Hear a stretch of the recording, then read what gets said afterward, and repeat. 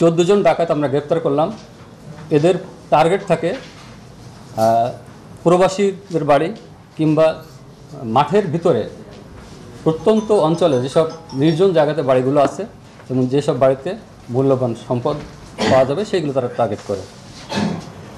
তো যা হোক, বাংরা বাজার ব্যর্থ হয়ে দেবিদ্বারে যখন রওনা দেয় তখন রাস্তায় আমাদের যে ডিবির টিম এবং দেবিদ্বার থানার টিম, তাদের যে চেকপোস্ট ছিল সেখানে একটি হায়েস্ট কালো রঙের মাইক্রোবাস আটকিয়ে দেয় এবং আমরা যখন দুই পাশ দিয়ে এই ডাকাত দলকে আমরা ঘিরে ফেলি তখন তারা দ্রুত কেউ দরজা খুলে, কেউ হায়েস্ট মাইক্রোবাসের গ্লাস ভেঙে বের হওয়ার চেষ্টা করে। কিন্তু যেহেতু আমাদের পুরোপুরি প্রিপারেশন ছিল, তারা কেউ পালাতে পারে নাই। আমাদের পুলিশ অফিসার